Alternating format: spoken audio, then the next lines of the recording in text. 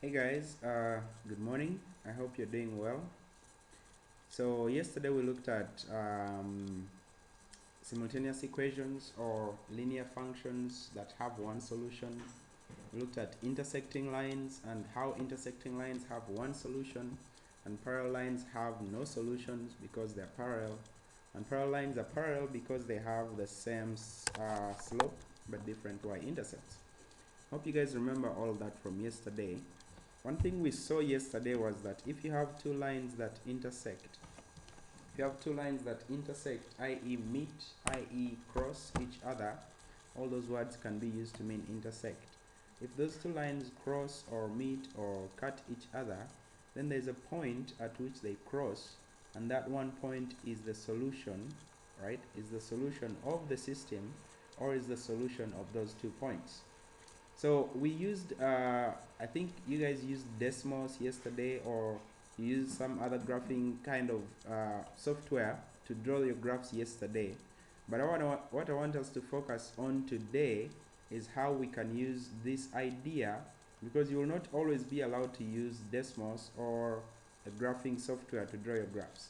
You will be required to manually draw your graphs, and it can take a long time if you have to use a table, because we have seen that you can use a table to draw your graphs. You can use a table and then you find x and y values, but that also takes a long time. So what I want us to look at today is how we can use this idea of the slope and the y-intercept to draw graphs, to draw the graphs of the functions, and then we can easily find out where those graphs meet, right? The objective is to find where the lines meet, but the approach we are using is drawing the graphs using slope and y-intercept. So my pen was malfunctioning, but yeah, we're now back. So let's move on and see. Just to remind you that the m is always the slope, right? The m is the slope, and this number b that's on its own is known as the y-intercept. This y-intercept is interesting because if you look at a graph that starts from, say, if your graph starts here and it goes upwards, it is the y-intercept, but it's also the point where the graph is starting, right? So in the future you will see that we will start calling this point, on top of calling it the y-intercept, another name for it is that it is the starting point of the function. So we'll look at some functions in which this applies. So let's start with this warm-up question. Adonai's parents give him 20 birthday presents the year he was born, right?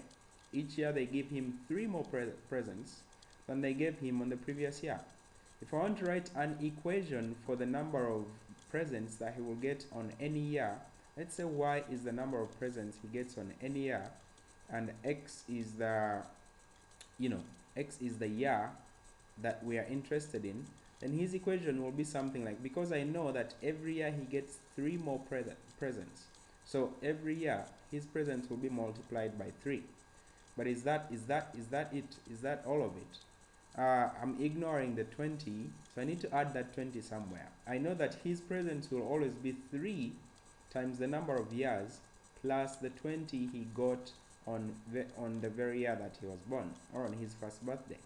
So I hope you can see again that this 20 we know is the y-intercept, but in this situation it is the starting point of the graph, because that's what Adonai got the year he was born.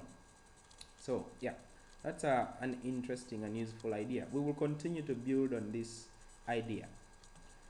So I've talked about slope and I've talked about y-intercept, and I hope you guys can take these notes down. I'm going to explain them. So if you want to find the y-intercept and you're looking at the equation, you're simply looking at the number added to the x term. And remember, the x term is this term that has x, right? So that means the y-intercept is this number b that's on its own, that's added to the x term. If you're looking on the graph, you're looking at the point where the line crosses the y-axis, right? And if you're looking at a table, this is going to be uncommon, but it's possible. But if you're looking at a table and you're trying to find the y-intercept, and just look for the value of y when x is equal to 0. Let's say you have -1, 0, 1, 2, and I don't know, I'm just going to put numbers here, 3, 4, 5, 6. If you're looking at a table, the y-intercept will be this value of y when the x value is 0, right? Look for when x is 0, that value of y is the y-intercept. Alright, so this is when you're looking for the slope and the y-intercept. Yeah, if you want to find the slope, this is to find the y-intercept. Yeah, if you want to find the slope in the equation, look at the number multiplied by x. So in this equation, I'll look at this number here that's multiplied by the x. That m is going to be my slope. On the graph, it's rise over run. We did this before. Find any 2 points and then use rise over run to find the slope of those points. On the table, I'm going to use the table from the previous screen. If I have x values, x and y, and I have -1, 0, 1, and 2, and I have random numbers, again 3, 4, 5, and 6. If I want to find the slope from a table, this is -1, the slope from a table, I'm just going to look at the y values, the x values. If the x values are going up by 1, right, that's going up by 1, that's going up by 1, that's going up by 1. So I'll just ask myself, by how much does the y value go up for each one increase in the x value? So I hope you can see the y value is also going up by 1 each time the x value goes up by 1. So that means that your slope is going to be 1, right? I don't want this to confuse you, and I don't want you to get stuck on this, especially using the table, because that is not common, right? That's not common to be asked for. I mean, it's possible, but it's not common. I want us to focus on these two today. On the graph, it's rise over run, and in the equation, it's just the number multiplied by the x. So let's see how we can use these ideas to draw a graph. I want to graph this equation using the slope and the y-intercept. From this equation, I hope you can see that the slope is 2 out of 3 and the y-intercept is 1. Now, I know that this, oh, what am I doing? Sorry. The y-intercept is 1, I've written that in reverse, and the slope is 2 out of 3. I know that slope means the same thing as rise over run, right? That means that my rise is 2 and my run is 3. Now, if I want to draw this graph, I'm going to start at the y-intercept, because remember that y-intercept is also known as the starting point of the graph. So I'm going to go to that point 1 on the y-axis, and starting from that point, I'm going to rise 2 and run 3 to find another point. So I'll rise 1, 2, and I'll run 1, 2, 3, and that gives me a second point. And those 2 points, I can use those 2 points to draw my line, because remember, I only need 2 points to draw a line. So I can use those 2 points, and that's my line, right? That is my line. Yeah, if this confuses you a little bit, feel free to rewind the video and then watch it again. But let's go to a next example. Again, oh, same equation, 2 out of 3x plus 1. I think that was a mistake by me. Let's say this was a -2 and this was a -1, right? Make it interesting, -2 and -1. So the y-intercept is -1 and the slope is -2 divided by 3. Remember, slope means rise over run. And since it's -2 out of 3, that means that my rise is -2 and my run is 3. So always start with the y-intercept, because the y-intercept is the starting point. So that's -1. And it says to rise -2. Rising -2 simply means go down -2, because, rising negative, you're going in the negative direction. So I'll rise -2, that's 1, 2 in the negative direction. And then I will run 3 in the positive direction. So I'll go 1, 2, 3. I've found another point. So now I can use this second point to draw my line. Yeah, use that second point to draw my line. So I am drawing these graphs by using the slope and the y-intercept. Let's look at another example.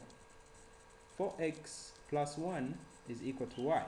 So this is just the same thing as saying y is equal to 4x plus 1. If I rearrange it such that it's in the form y is equal to mx plus b, then this is what it looks like.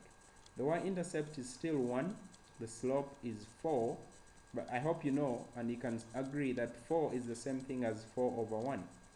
So that means that my rise over run is equal to 4 divided by 1. So I'll go to the graph and look for my starting point. This is your starting point, the y-intercept starting point. And then I have to rise 4 and run 1. So rise 1, 2, 3, 4, right? And then I'll run 1. So I have found my second point, and I can use these 2 points to draw my line. So this is how we draw graphs using slope and y-intercept, right? Start with the y-intercept because it's the starting point of the graph, and I just need to emphasize that the y-intercept is where you start because it's the starting point. Okay, before we do one more, I'm just going to use this to ask you one more question. So I'm going to change the equation, and let's say this equation is now, let's say it was 2x plus 3y is equal to 5, right? If you're given an equation like this, how do you draw it? Well, the first approach is you want to make that equation in the form y is equal to mx plus b, right? Now, what that means is you need to isolate the y. So this equation is currently 2x plus 3y is equal to 5. I need to make sure that only y stays on this side, so I'll subtract 2x from both sides, and I'll have 3y is equal to negative 2x plus 5. Then I will divide by 3. Divide by 3, divide by 3, divide by 3. So y is equal to negative 2 over 3x plus 5 over 3. 5 over 3 is a funny number. So I'm just going to change this 5 to a 6 because I don't want to deal with a funny number right now. Yeah. The idea that I'm trying to show you here is that sometimes you will have equations that are not arranged in this form, right? And you will have to first arrange them in that form in order for you to use this approach. So from here, you can easily see that your slope is going to be 2 out of 3. This is your m, negative 2 out of 3. And your y-intercept is positive 2. So the y-intercept is the starting point, positive 2. And the slope is negative 2 out of 3, so that's going down to 1, 2, and to the right 3. 1, 2, 3. And then you draw your line. So that was the only reason I was showing you an example like this, because sometimes you'll have to first rearrange the equation so that you get you get it in the form y is equal to mx plus b. So you can use the slope and intercept idea. Alright, last 2 examples. The whole point of this lesson has been for us to find a way to graphically solve simultaneous equations or systems of equations, right? Remember, simultaneous means they have the same solution, or a point is a solution at the same time. So what we're going to do is to graph these points on this graph here and then find out where they meet. I'll start with this one. I hope you can see that the slope of that one is 2, and 2 is the same thing as 2 divided by 1. And the y-intercept of that one is negative 3. So I'll go to the graph. The starting point has to be my y-intercept. So I said negative 3, and then I'll rise 2 and run 1 because the slope is 2 over 1.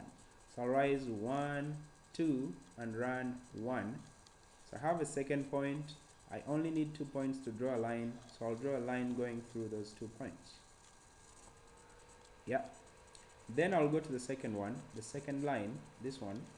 I hope you can see that the slope is negative 3, and negative 3 again is the same thing as negative 3 over 1, and the y-intercept is positive 2. So I start at positive 2, negative 3, and then run 1. So I'll go down 3 times, 1, 2, 3, then I'll run once, 1. So I'm getting this same exact point. Now I'm going to draw a line through those 2 points. and the solution will be the point where those two lines meet. So I hope we can all see that these two lines meet at this point, and that point has an x value of 1 and a y value of -1. So I have found the solution to these two equations, or to this system of equations, by using the graphical method. This is the point of today's lesson, using graphical method to find the solution. Pause the video and see if you can do this one, or if you can, mentally look at the graph and see where it's going to go. But I'll go ahead and start it. So this one again is not arranged in the form y is equal to mx plus b, and that's what I need to do first. It's currently y minus x equals 3. I need to take the x the other side such that I have y is equal to x plus 3, and in that form I hope you see the number in front of the x is a 1, so my slope is equal to 1 and my y-intercept is equal to 3. This second equation as well is not in the form y is equal to mx plus b. So to get it in that form, I have to, because it's currently y is equal to y plus 2x equals -3, I need to subtract 2x from both sides. Then I'll have y is equal to -2x minus 3, and in that form my slope is -2 and my y-intercept is -3. -2 is the same as -2/1. So I'll go here and draw these graphs. I'll start with this one. It has a y-intercept of 3, and that's your starting point, so that's where you start, 3, and it has a slope of 1. That means you rise 1 and you run 1. So the next point will be over there, and then I will draw a line through those 2 points. Let's try to make that line better.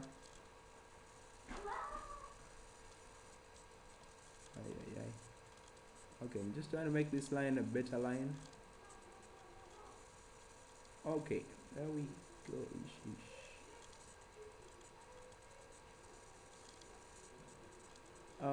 Yeah, okay.